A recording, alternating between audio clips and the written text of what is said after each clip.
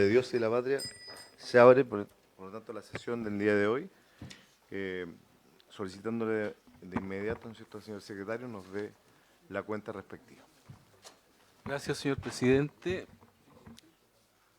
Materia de cuenta, en primer lugar, señalar que se ha presentado una urgencia calificada de suma al proyecto de ley que establece excepción a la Ley General de Pesca y Acuicultura en materia de remanente no consumida de cuotas anuales de captura para los recursos y regiones que indica. Este llegó de la Cámara de Diputados. Luego tenemos un oficio 373 del Director Nacional de la Corporación Nacional de Desarrollo Indígena, con el que da respuesta a un oficio remitido por esta comisión, en el cual se solicitaba información sobre el uso consuetudinario, ECMOS, POS, cisnes e islas huichas en región de Aysén. Es un documento extraordinariamente largo que envió, sí que se va a remitir por correo electrónico al correo de vuestras señorías. Enseguida hay una solicitud de audiencia del presidente de la Asociación Industrial del Salmón, señor Arturo Clemen, para exponer acerca del proyecto de ley que modifica la ley 20.249 que crea el espacio costero de los pueblos originarios y remitió una minuta relacionada al proyecto ya mencionado.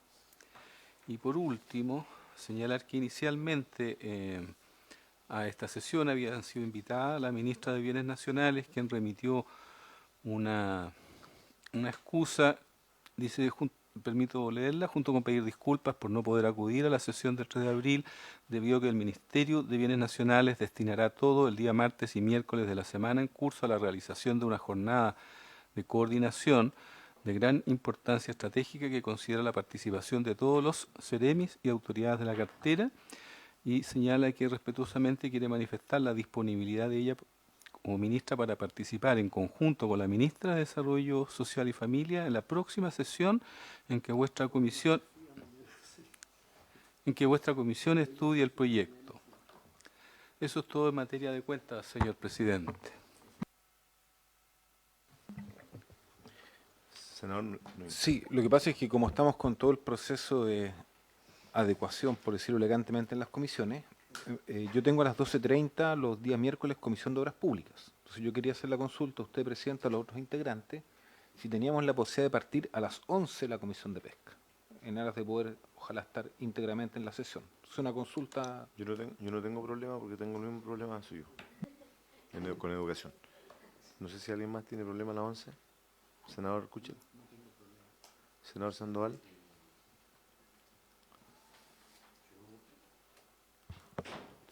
No tengo ningún inconveniente, presidente. Muchas gracias. Empezar a las 11 de la...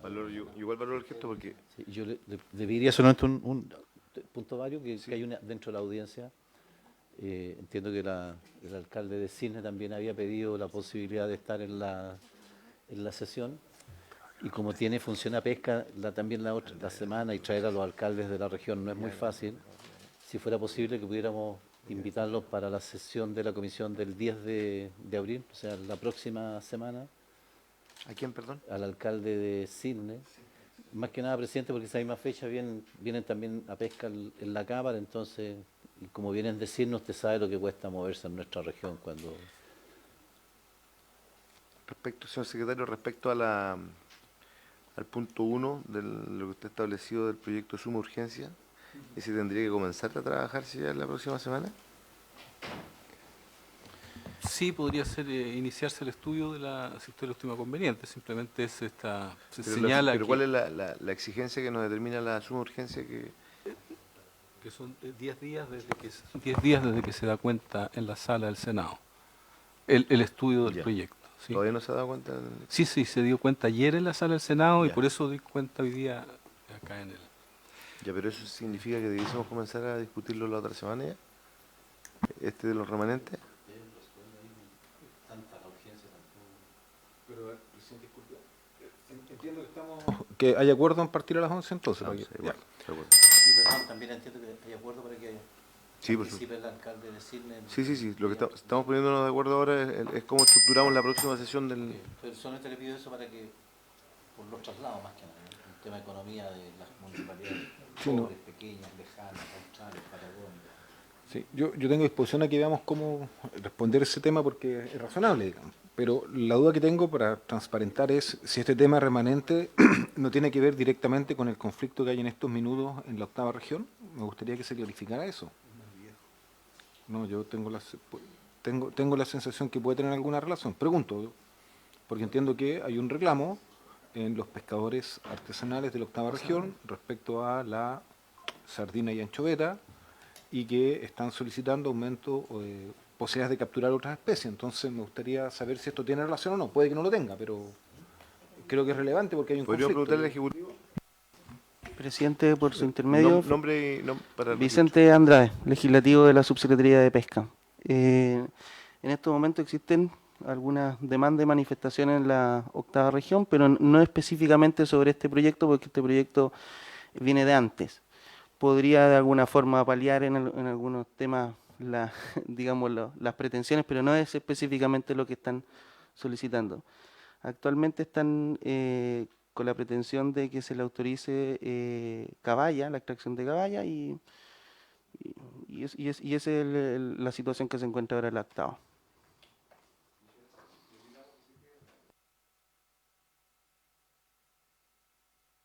Tomamos el acuerdo primero de que las sesiones son de 11 a 12:30, que está invitada a la próxima sesión las dos ministras y el alcalde de Cisnes.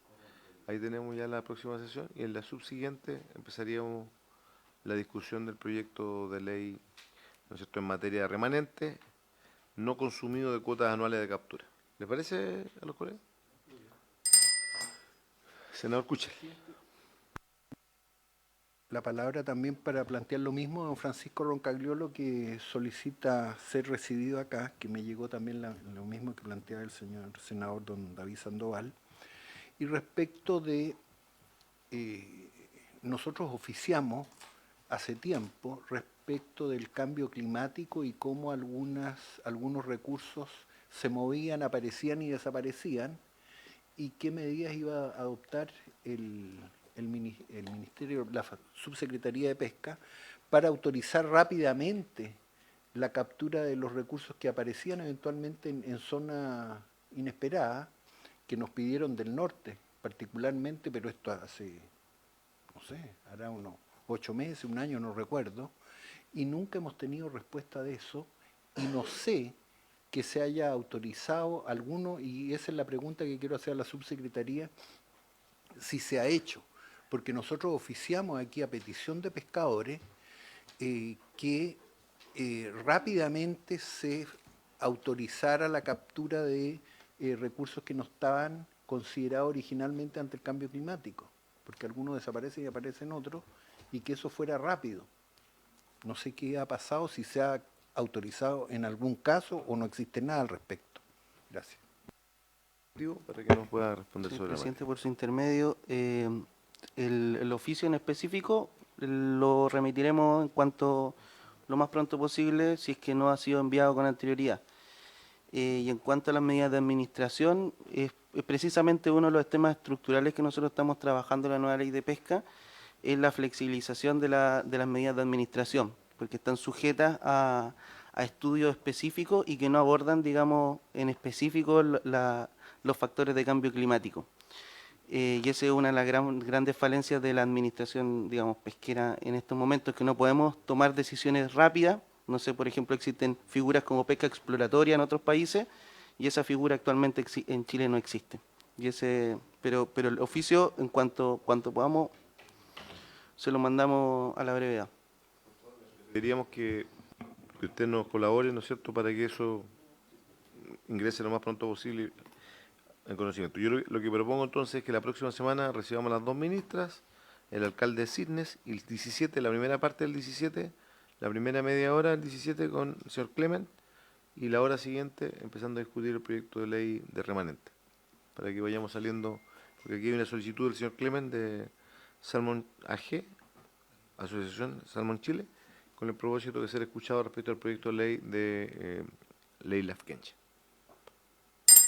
¿Se acuerda? Entonces, a continuación, señor secretario, vamos a dar cabida, ¿no es cierto?, a la presentación de nuestro colaboradores de la Biblioteca del Congreso, tengo entendido, ¿no? Sí, señor presidente, están invitados hoy el coordinador de área de recursos naturales, ciencia, tecnología de la Biblioteca del Congreso, señor Leonardo Arancibia, el investigador del área legal de la Biblioteca del Congreso Nacional, señor Jaime Rojas, quienes hicieron llegar, van a hacer una exposición, pero además hicieron llegar un documento que se encuentra en la carpeta de sus señorías y será remitido también por correo electrónico. Y eso es, señor presidente, que nos acompañan para exponer. Está la tabla ahí adentro. Espera.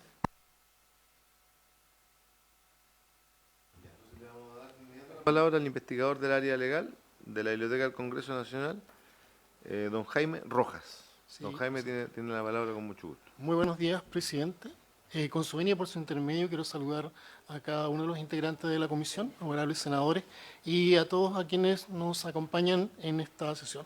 Y también agradecer la oportunidad de exponer sobre un documento, un informe que preparamos sobre la ley Lafkenche, un análisis y perspectivas sobre su aplicación, en el marco de la discusión del proyecto de ley que pretende introducir diversas modificaciones a la ley que crea los espacios costeros marinos de los pueblos indígenas y que busca, ¿no?, armonizar, compatibilizar los usos consuetudinarios por una parte y las demás actividades desarrolladas en una misma área, solucionar los problemas que existen, que también determina un poco el informe, que respecto de la suspensión de las demás solicitudes y que hace una exclusión también de las caletas y caladeros de pesca de pleno derecho y la necesidad de incluir en los planes de actividad, los planes de manejo a los pescadores artesanales inscritos en la región. Presidente, este boletín, este proyecto se debe articular necesariamente con diversas normas en nuestro ordenamiento jurídico, principalmente aquellas del convenio 169 de la OIT, que establece ciertos derechos para los pueblos, reconoce, ¿no?, ciertos derechos de los pueblos indígenas y además el derecho de soft-law, que las declaraciones de la ONU y la OEA respecto a los derechos de los pueblos indígenas y que en concordancia el artículo 5, al menos del convenio 169, artículo 5 y su segundo es obligatorio porque es un convenio que está ratificado y que se encuentra vigente. Como sabemos, el artículo 5 lo que hace de la Constitución es abrir una puerta hacia el derecho internacional y particularmente el derecho internacional de los derechos humanos. También, obviamente, la ley 20.249, la ley 19.253, importantísima en cuanto reconoce a pueblos y determinadas etnias indígenas de nuestro país, reconoce también la importancia de esta etnia en el desarrollo de nuestra cultura, la obligación del Estado, de toda la sociedad, pero particularmente las instituciones del Estado, de protegerla, promover su cultura, etc. La ley 20.249, que se pretende modificar, ¿no?, establece un mecanismo destinado a establecer un espacio costero de los pueblos originarios. Esto con el objeto de preservar sus usos y su costumbre. Esto es sumamente importante al tenor del convenio 169, que si bien es cierto, esta ley se aprobó con anterioridad al convenio, pero también se estaba tramitando en forma conjunta, ¿no? Entonces, esto es importante. El convenio 169, de tal manera que influye y reconoce la importancia de los usos y costumbres de los pueblos indígenas, de las tradiciones y costumbres de los pueblos originarios. Estos espacios costeros, ¿no?, son entregados por un tiempo indefinido en administración a las comunidades, a una comunidad o a una agrupación de comunidades, estas definidas de acuerdo y establecidas de acuerdo a la ley 19.253, la ley de desarrollo indígena. Por eso hacía recién la conexión.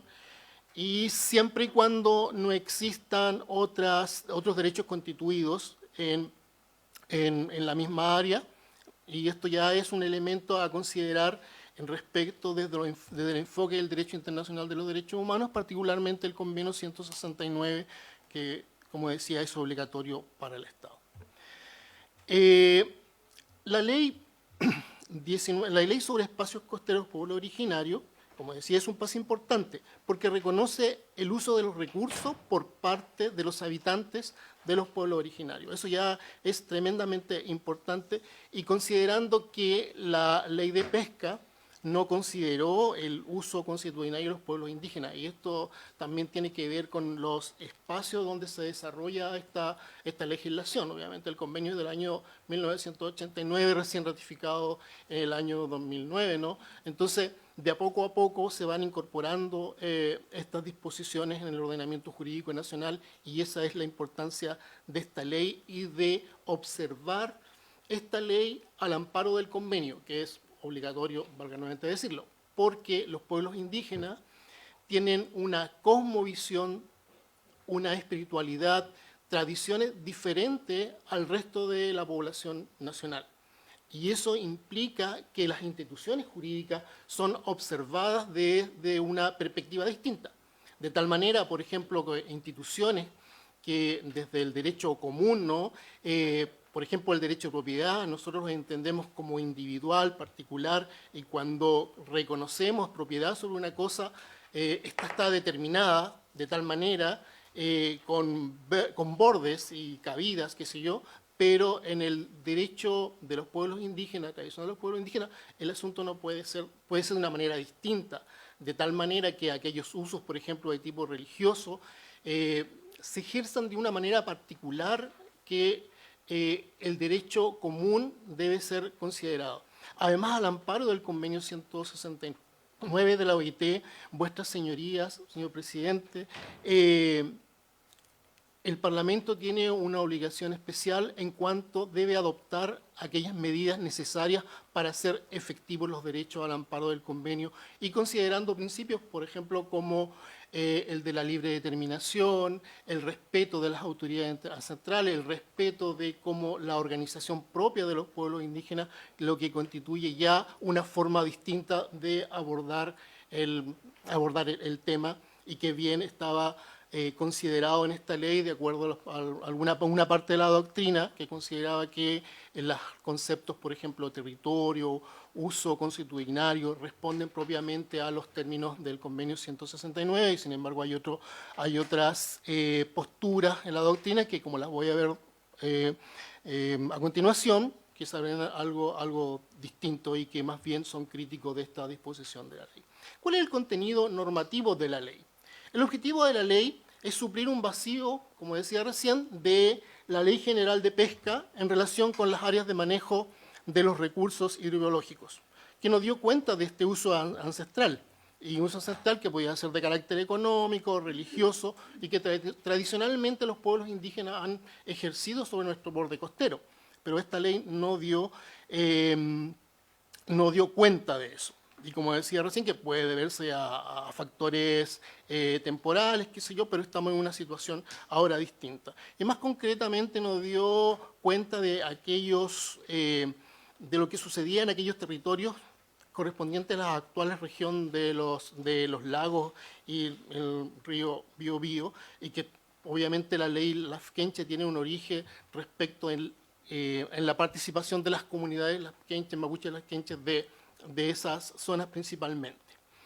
El eje central de esta ley es el reconocimiento de un espacio marino delimitado. Las palabras de la ley son importantes. Podemos pensar acá, y que tiene que ver también con los conflictos que se generan en esta ley, que la creación de un espacio costero marino es en un espacio delimitado, ¿ya? Cuya administración se entrega a una comunidad o comunidades indígenas, una asociación de comunidades indígenas cuyos integrantes han ejercido el uso constitucionario en dichos espacios. Las comunidades, como decía anteriormente, tienen que estar constituidas conforme a la ley 19.253. Ahora bien, se celebra un convenio ya con la comunidad indígena o bien con la agrupación y el Estado a través de la subpesca, donde intervienen diversas organizaciones, por ejemplo la Secretaría de Fuerzas Armadas, etcétera. Tengo entendido que ya esto lo han visto, ¿no? Y también se entrega sobre aquellos espacios comprendidos en un borde costero que se encuentra bajo la supervigilancia y administración del Ministerio de Defensa Nacional a través de la Subsecretaría de Fuerzas Armadas. La ley dice Subsecretaría de Marina, pero esto ha sido modificado, así que debe ser entendida en ese sentido. Entonces, tenemos un contexto bien determinado. Ya los espacios costeros marinos se entregan sobre espacios determinados, no sobre espacios indeterminados, ¿cierto? Y también los espacios que se comprenden son aquellos dentro de un borde costero que se encuentran bajo la supervigilancia y administración del Ministerio de Defensa. Eso por un lado. Ahora bien, los objetivos, y esto es importante tenerlo claro y que encuadra con el derecho internacional, ¿no?, es el resguardo de un uso consuetudinario de dicho espacio, o sea, un resguardo, una protección de partida. ¿Con qué fin? Con el fin de mantener, ¿no?, las tradiciones, los usos, las costumbres por parte de las comunidades vinculados a ese territorio. No que al territorio, sino que a ese territorio. Y esto también se vincula con la ley 19.253, ¿no?, que reconoce los pueblos originarios.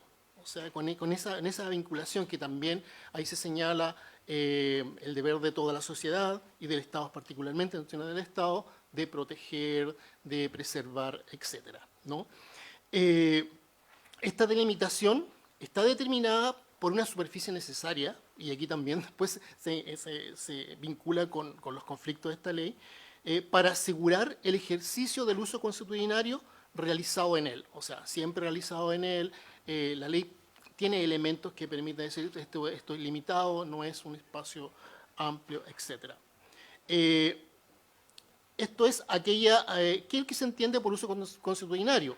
Es aquellas prácticas o conductas de los integrantes de una comunidad, ¿cierto?, o una asociación de comunidad, que son los titulares, en que cumplan con los requisitos de generalidad, habitualidad, de reconocimiento colectivo. Es decir, no basta con que se establezca, pensemos, un uso consuetudinario, sino que también deben haber elementos objetivos, que son la generalidad, habitualidad y un reconocimiento colectivo, que sobre ese espacio se ejerce un uso consuetudinario.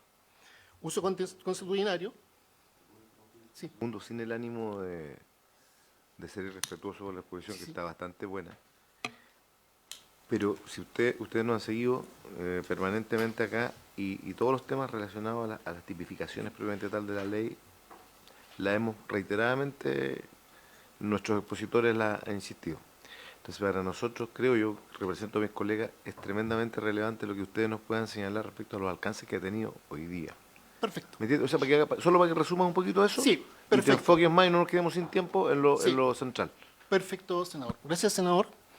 Bueno, y que esto, lo último que diré sobre esto es que estos usos pueden ser distintos, ¿no? Pueden ser religiosos, económicos, turísticos, etc. Ahora bien, esta ley presenta, ¿no?, algunas dificultades, ¿no?, y que la ley tiene como objeto solucionar. Respecto de esto, se puede decir que existen dos tipos de dificultades en la perspectiva de su aplicación que hemos determinado en este informe. Por una parte, el estándar del derecho internacional sobre los derechos humanos, que ya hablaba un poco, y por otro, las dificultades vinculadas con el procedimiento de institución, o sea, de establecimiento de estos espacios, y por otra parte, la institucionalidad, cómo opera la institucionalidad frente a la ley. Respecto a los autores, respecto al primer tema, la doctrina es un poco crítica al respecto, ¿cierto? Primero, porque se establecen limitaciones. En cuanto es un territorio determinado, es un espacio determinado, y la verdad es que los pueblos indígenas, al amparo del convenio, todo esto respecto del convenio, no lo que yo puedo opinar, ¿no?, norma positiva, establece que los pueblos indígenas tienen una libre determinación para establecer ellos mismos sus espacios, su cultura, donde se desarrolla, y hay ahí un problema. Reconocimiento de los derechos territoriales, ¿cierto? Son los pueblos indígenas más bien los que conocen perfectamente dónde ellos desarrollan su vida, sus formas de vida, sus usos, sus costumbres. Y vinculación al principio de la libre determinación, lo que hablaba.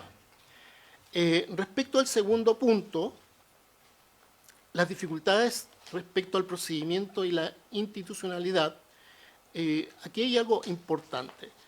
Se critica la efectividad del proceso de constitución, porque la ley tiene un diseño que podría afectar, ¿no?, o demorar este proceso de constitución de estos espacios costeros marinos alrededor de 14 meses, ¿no? Está muy bien establecido y regulado, pero la verdad es que hay experiencias, como se señala en el informe, que han durado 8 años el proceso. Entonces, esos 8 años afectan muchos aspectos, ¿no?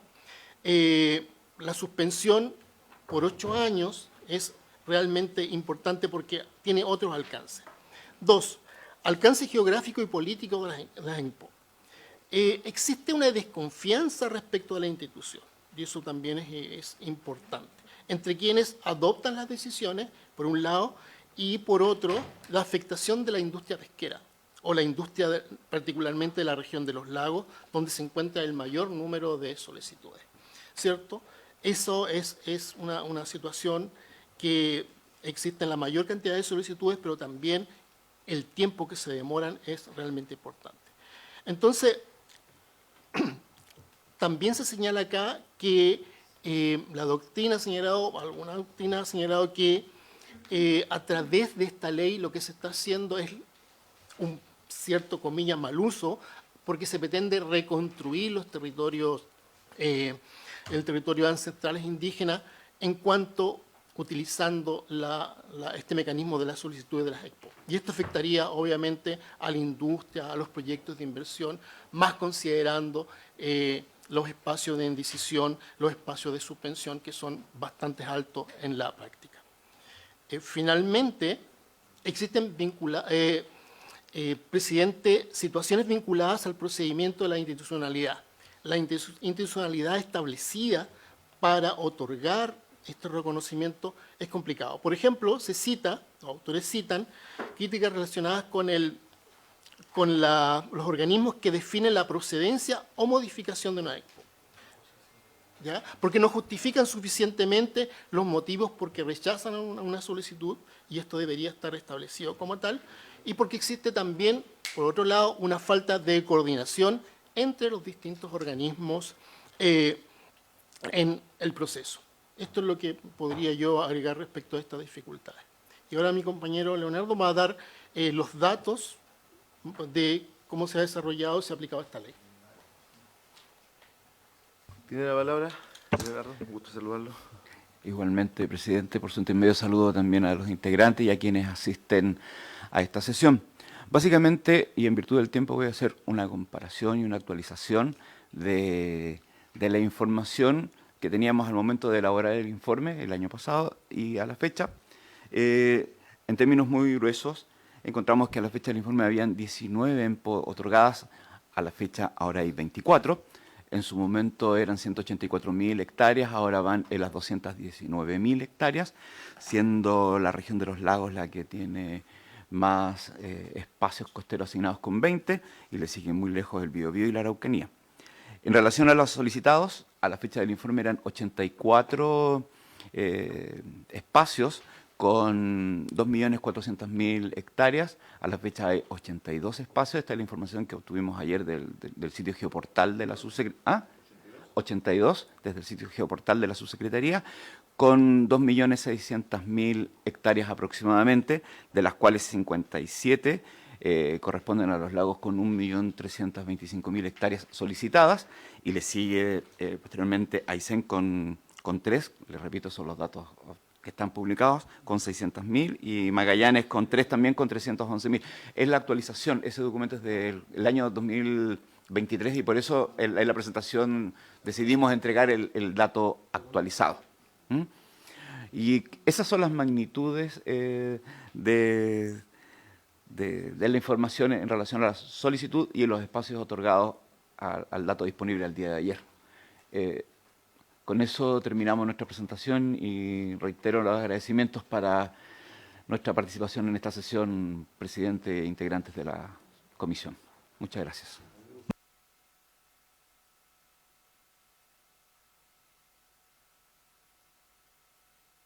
Me gustaría que antes de darle la palabra a los colegas senadores, usted en particular, don Jaime, nos pudiese resumir solo en un par de líneas cuáles son los aspectos que considera que son los nudos más, aparte del tema del tiempo, que ya sabemos que también hay un tema de problema de institucionalidad, cuáles son las vías de solución que ustedes visualizan, porque es cierto lo que dicen algunos defensores de la ley, de que aquí hay una responsabilidad de las instituciones. No tenemos ninguna duda que si la ley estipula una cantidad de tiempo en la cual debe haber una respuesta, es inconcebible que pasen 6 años como promedio, 8 años en algunas excepciones. ¿Cómo lo visualizan ustedes aquello como vía de solución?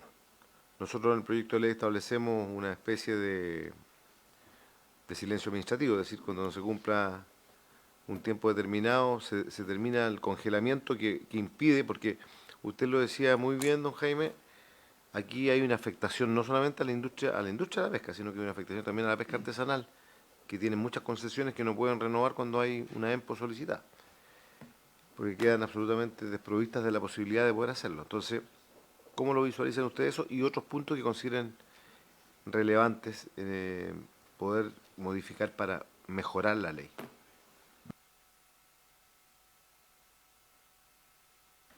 Muchas gracias, presidente, por su intermedio. Sobre este particular, lo que existe es, lo que uno observa respecto a la tramitación de la ley y del proyecto, ¿no? Y en este estudio, es que existe un déficit de institucionalidad. Y ese déficit de institucionalidad tiene que solucionarse de manera más holística, más global, ¿no? Que tiene que ver con respecto de clarificar las funciones que existen respecto de por ejemplo, de la Comisión Regional de Uso del Borde Costero, por una parte, también delimitar, ¿no? las zonas costeras, que no hay un plan respecto de eso, y si hay alguno, habrá en alguna región determinada, pero no hay un diálogo respecto de lo que se establece por una parte en una ley y la incorporación del borde costero, y también respecto de la EMPO, ¿no? De los espacios costeros de los pueblos originarios. Entonces, por una parte, déficit de institucionalidad. Por otra parte, articular las distintas organizaciones o las distintas instituciones que intervienen en esta concesión, de tal manera que puedan conversar, dialogar de mejor manera. Eso yo diría que es por una parte. Y lo otro, la facultad que tienen vuestras señorías para legislar respecto de que ya existen ciertas situaciones donde quedan excluidas, por ejemplo, la indemnidad respecto de los derechos constituidos, ya que no se pueden volver a tocar, ¿cierto? Y eso podría ser lo que yo diría respecto a estos nudos. O sea, no hay otra situación que la pueda definir mejor. Gracias, presidente. Presidente. Solo complementar que una de las informaciones que no hemos podido encontrar y que en algunas de las presentaciones sí se pudo gozar, tiene que ver con que no podemos identificar la dotación dedicada a este tema en las institucionalidades que participan. Saber cuántos funcionarios están trabajando en el tema en la Subsecretaría de Pesca, en la Subsecretaría de las Fuerzas Armadas, en el Servicio Nacional de Pesca. En CONADI ya la presentación dio a entender que hubo un incremento en el número de funcionarios, pero no se sabe en la institucionalidad cuántos están dedicados a esta materia.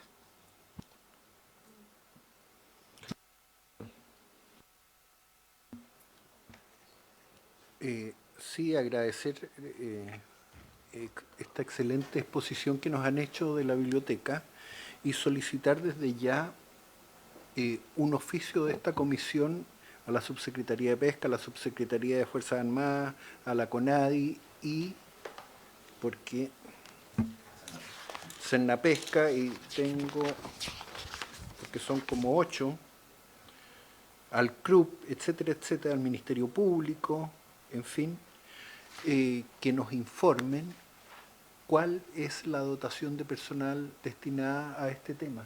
¿El Ministerio Público?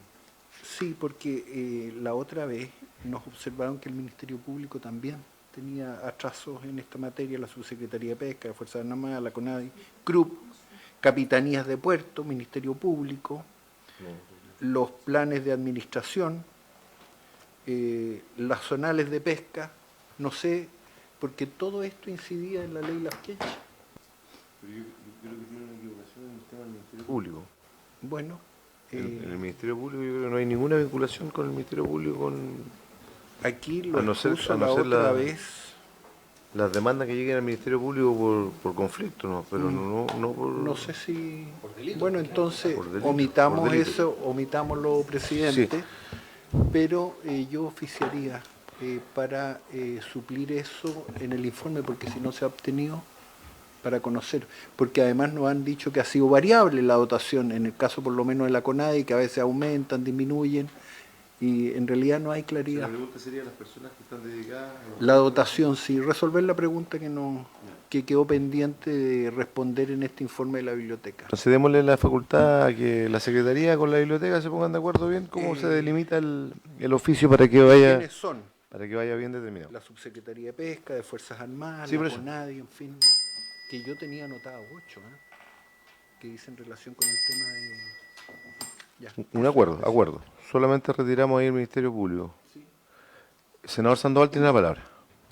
Sí, muchas gracias, presidente. A ver, hay algunas aplicaciones, algunos temas prácticos, ¿verdad?, de la ley que han entrado en cuestionamiento en el último tiempo. En la zona austral, de Aysén y Magallanes, hay un total de 5 solicitudes, pero no de algunos miles, sino que algunos cientos de miles de hectáreas asociadas a este tema. En el caso de Aysén son cerca de 600.000 hectáreas, una de las cuales se rechazó, 2 se rechazaron recientemente por el Consejo Regional del Uso del Borde Costero, y en Magallanes otras tantas más. Pero no somos numerosas, pero son muy extensas. Y aquí, presidente, me gustaría, porque nosotros, me parece, cuando estuvo CONADI lo solicitamos, para verificar el otorgamiento de esto, el informe de CONADI es súper determinante, porque CONADI determina lo que usted señala respecto, es o no consuetudinario el uso, ¿ya? ¿Qué vinculaciones hay? De hecho, incluso la propia ley señala, ¿verdad? Ustedes lo ponen en el informe que remiten, nombre y práctica uso consuetudinario invocado, indemnización de la comunidad o comunidades indígenas que se ejerce. ¿Cómo se define eso? Porque en mi región, el informe sobre el cual se sustentó el otorgamiento por parte de la CONADI, lo único que generó la CONADI fue un tremendo conflicto interno de peleas dentro de comunidades indígenas. Y la ley señalaba que tenía que reconocerlo, individualizarlo y además identificarlo. No se cumplió, por lo tanto, desde el minuto que se produjo el conflicto, no se cumplió, por lo tanto, el mandato que tenía CONADI. Después dice alcance y cobertura geográfica. 400 y tantas mil hectáreas. Yo le aseguro que ni siquiera la Armada tiene cobertura para hacer una fiscalización de las 400.000 hectáreas para asegurarse que en ese territorio, efectivamente, esas comunidades solicitantes ejercían un uso consuetudinario. Y que por nada, la historia señala serios cuestionamientos respecto de esa realidad, ¿ya? Los pueblos canoeros del litoral desaparecieron, desgraciadamente, hace muchos años atrás. Después la periodicidad del uso, o sea, define una serie de cosas y por eso nosotros, presidente, solicitamos identificación de sitios de significación cultural. Lo que menos se conoce en el litoral es todo lo que es la arqueología vinculada a este tema. O sea, hay miles de testimonios, pero ningún estudio serio todavía respecto de este particular. ¿Y CONADI con quién lo hace? ¿En qué se sustentó? Nosotros pedimos, presidente, que nos pudieran hacer llegar este informe, porque yo creo que aquí radica una buena parte de la mala interpretación que se está haciendo o la omisión en los informes respecto a la CONADI. Porque es bien específico lo que señala la ley. Y evidentemente tengo serias dudas de cómo se cumple, pero ante la duda mejor pedir la información pertinente que la CONADI nos remita, los informes asociados. Disculpe, presidente, Sí. ¿se dio cuenta hoy día de la respuesta de CONADI? De un informe amplio que envió. Sí. ¿Vienen los informes de cada una de las...? La resolución, disculpe señor presidente, la resolución exenta del director nacional de CONADE que contiene el instructivo interno para tramitación y elaboración de los informes de uso consuetudinario Sí. invocado, Ya. el informe de uso consuetudinario número 3 de ECMO Cisnes, informe de uso consuetudinario número 4 de ENPO Isla Huichas y un respaldo digital de material recopilado en terreno, entrevistas, fotografías, disculpen, coordenadas de los recorridos realizados durante la visita. Informé al leer la cuenta que era un documento muy extenso, Ya. así que iba a ser Perfecto. remitido Bueno, digitalmente. yo sugeriría, presidente, ante ese informe, que a lo mejor quizás la misma biblioteca pudiera hacer un análisis respecto, ¿a quién pedirlo? O sea, porque tengo mis dudas respecto del cumplimiento de las diversas obligaciones que tiene la CONADE para elaborar ese informe, ¿ya? Sabiendo además las limitaciones y los medios que se tienen para llevar adelante este tema. Eso por un lado, presidente. Lo segundo, hay una serie de materias que dicen relación con el tema de esto.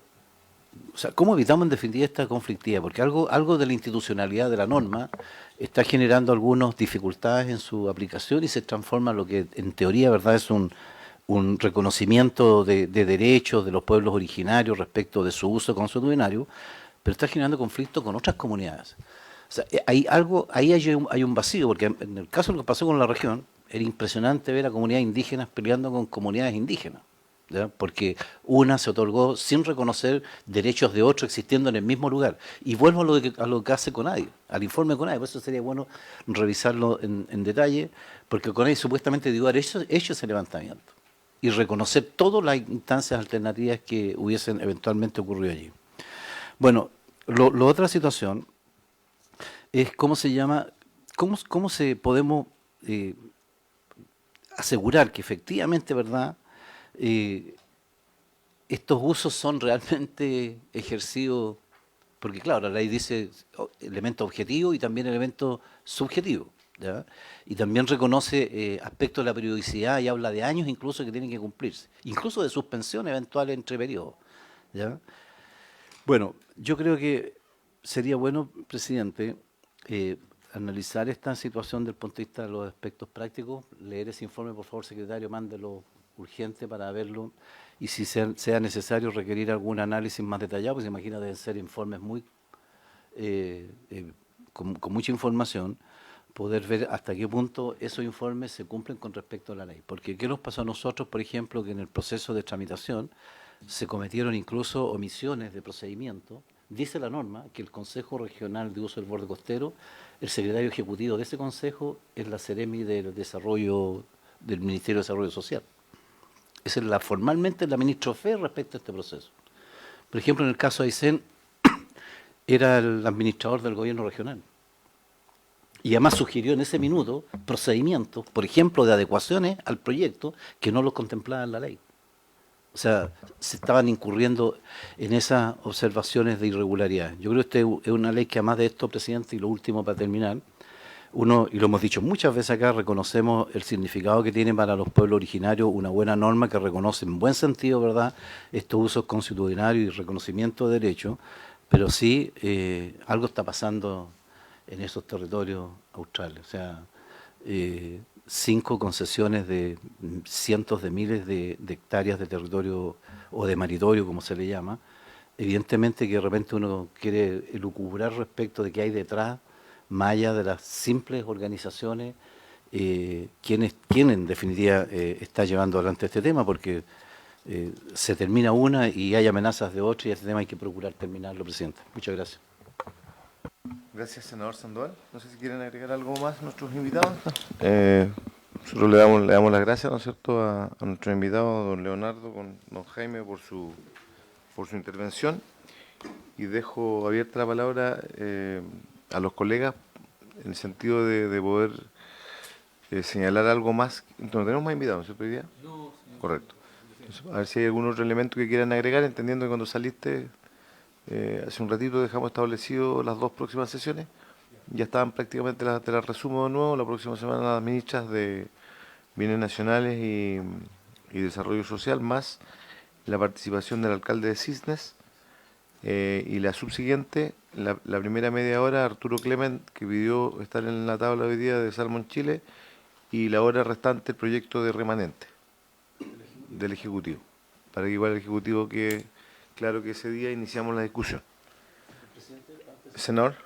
Sí, presidente, ¿sería posible requerirle a través de la comisión que nos puedan remitir la Autoridad Marítima el reglamento de la ley de habitabilidad de embarcaciones, que entiendo que está por etapas ya finales, pero han habido algunas dificultades respecto de algunas interpretaciones de este reglamento en relación a la ley, particularmente en cuanto a la... ¿A quién le está preguntando? Yo creo que habría que preguntarse a la Gobernación Marítima, a la director del territorio, el director general del territorio marítimo. Ellos tenían plazo por la ley de habitabilidad de un tiempo para emitir ese reglamento. Y eso ya tenía que estar ya en fase ya de aplicación. Y es súper relevante para saber efectivamente algunas discordancias que puedan eventualmente presentarse con la ley. En las embarcaciones menores señala la ley que se reconocen 4 tripulantes, 4 personas dentro, en el caso de embarcaciones menores, 4 personas vinculadas en esa tripulación. El patrón, el tripulación de cubierta, habla de 3, y un cuarto dice un radiooperador, pero este cuarto lo puede ejercer cualquiera de los otros 3, que normalmente se utiliza. ¿Ya? Como en la radio. ¿Ah? El que opera las radios, ¿ya? Que puede ser el patrón. No, lo que digo yo como en las radios, que puede ser locutor y control, ¿verdad? Así dice la ley hoy día, pero pareciera ser que en el reglamento en algunos casos han manifestado 2 dificultades. Uno, que hay un requerimiento de un personal adicional, lo cual significa costo. Yo he visto las naves, estuve en Aysén, en Chacabuco, viendo las naves espectaculares en materia de habitabilidad para el personal extraordinario, con baños, servicios, casinos, etcétera, a lo que había antes. Y lo segundo, hay un problema también con los tracks de navegación, ¿ya? Que sería bueno verlo para chequearlo, más que nada, asegurarnos que salga bien eso. Gracias. Sí, se acuerda, se pide esa información. Y también pedirle, yo quiero pedirle a los colegas poner atención en un tema que quedé preocupado el otro día en la visita a la región territorial, la semana de terreno. Sacamos acá en la Comisión de Pesca la ley Supersol. Queremos que un poquito nos haga un análisis también la biblioteca de cómo va hasta aquí, porque me manifestaron algunas preocupaciones los armadores, los de Armasur en particular, que eventualmente, o sea, la ley Supersol es la que, no sé, ¿te recuerdas de esa? La ley Supersol es la que sanciona gravosamente cuando utilizan pilotos automáticos las naves en mares interiores. Han habido accidentes que han provocado la muerte de pescadores, ¿ya? Entonces lo que pasa es que la ley tiene un espíritu muy importante, porque de hecho ha evitado ya, hoy día tiene una serie de exigencias, pero al parecer está ocurriendo un problema en la ley, también de interpretación, pareció lo que usted plantea, en términos de la exigencia, porque tenemos armadores de distintos tipos, distintas características. Los más pudientes no hay problema que compren equipamientos que les salen 15, 20 millones de pesos. Pero al parecer la ley, no sé si en la ley misma o en algún reglamento, está teniendo interpretaciones para la Armada distintas, le están a todos aplicando poco menos que una caja negra a los aviones. Entonces, claro, nosotros lo que queremos es que hayan cámaras que permitan determinar, y eso quedó estipulado en la ley, permitan determinar que la nave nunca va a andar sola, conduciéndose sola, sobre todo en zonas de la pesca artesanal. Pero al parecer allí habría una dicotomía que me gustaría que ustedes nos ayudaran como biblioteca a ver dónde pudiese estar ese conflicto y podamos oficiar en este caso la Armada, ¿no? La que, sí, ya, a Directemar, ya, que le podamos oficiar cómo ellos la están, cuáles son las exigencias que están determinando en función de la ley Supersol para los armadores. Correcto, lo mismo, se acuerda. Habiéndose cumplido entonces el objetivo de la sesión, se levanta. Gracias.